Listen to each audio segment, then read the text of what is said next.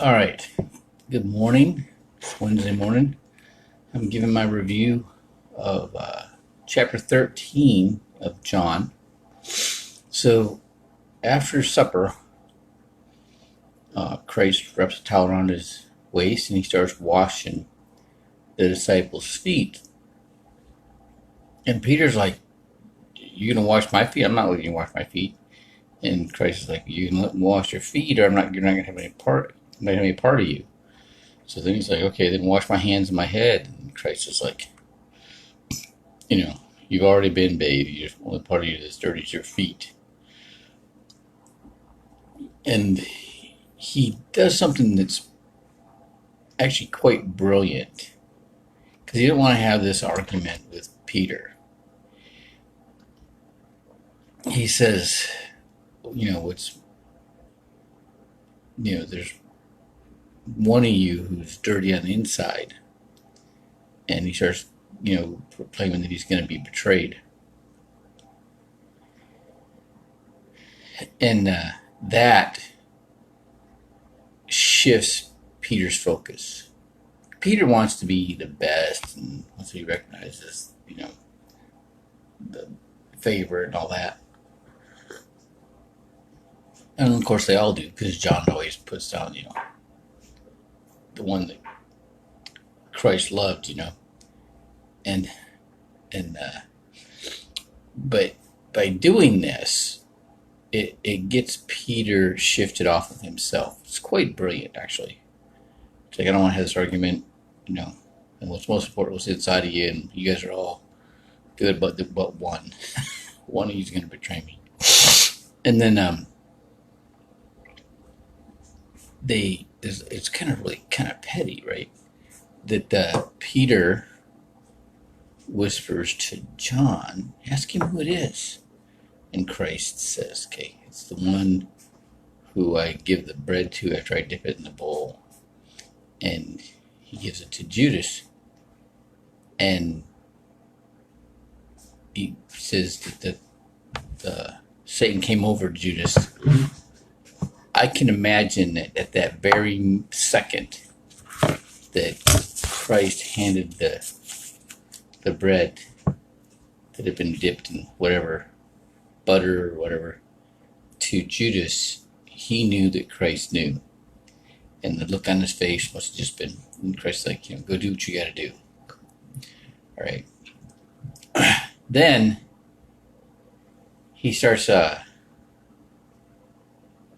telling the disciples, I'm not going to be with you much longer. And, I've got to do this,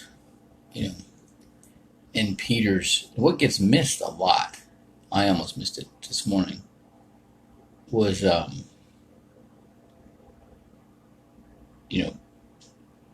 it's right at the end of this chapter where,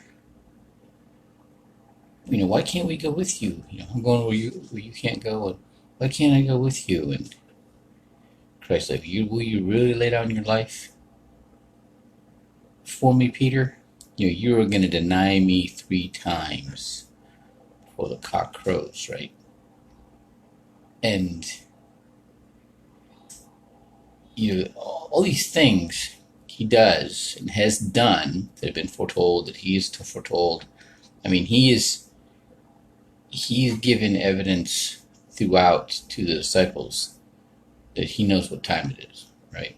Throughout the whole time. All right. It's amazing.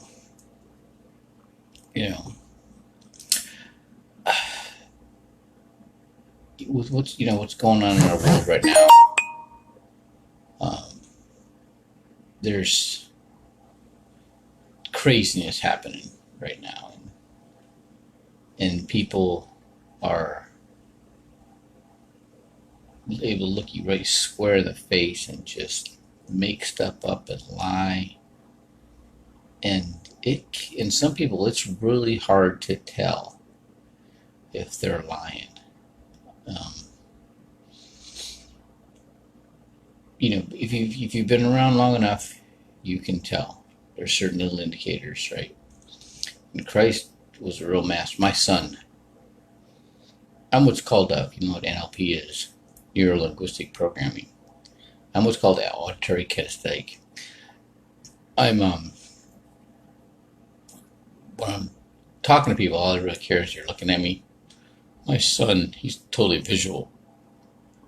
He can tell you what quadrant of your brain you're accessing when he's talking to you. He used to help him a lot when he was working as a security, I guess what they call it was it shore patrol or Navy, police, whatever it is in the reserves.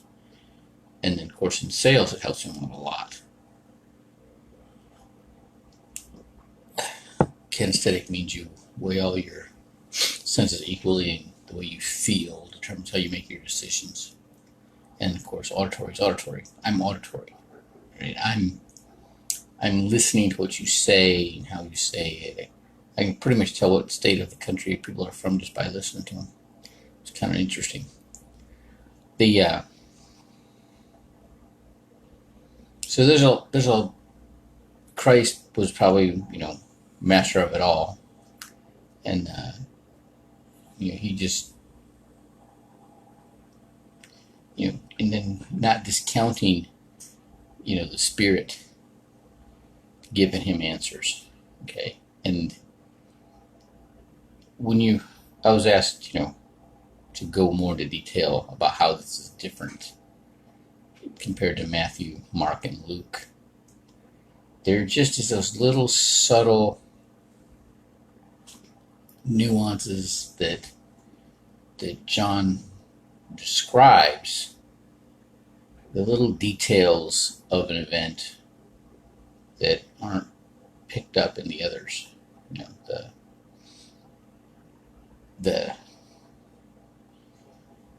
Peter whispering to John to ask Jesus, who's going to betray him, and the way he does it, and then the Satan came over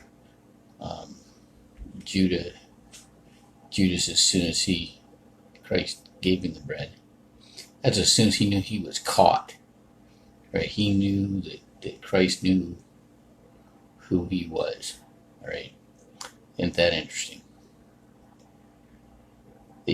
We're about to get to the part where he's taken into custody and going through the trial, and this is the part that in Mass, that they, the congregation participates, in the reading.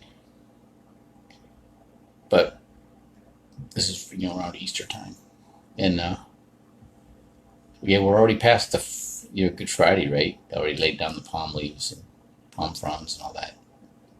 And no, we're coming up on Good Friday. I guess we're coming up on that. Palm Sunday, I guess was this. We've already passed that. But it's just in the reading of this and the meditation of it, the way I've been doing it is really open, because my mind doesn't really work that way. I don't really memorize stuff very well. And this is the 13th time I read this Bible, read the Bible. Never read it before straight through like I just did. But I really know what's in it right now, okay? And how things are in context, which is interesting. Really, going to be getting into the letters of Paul and James and Timothy and then Revelations. And Revelation is going to be real different, but because now I understand that it's not so crazy, the images, because they've all been told before in the prophets. John's just trying to figure out how they fit in, showing how Jesus fits in there. But right now, he's about to be handed over. So anyway, have a good Wednesday.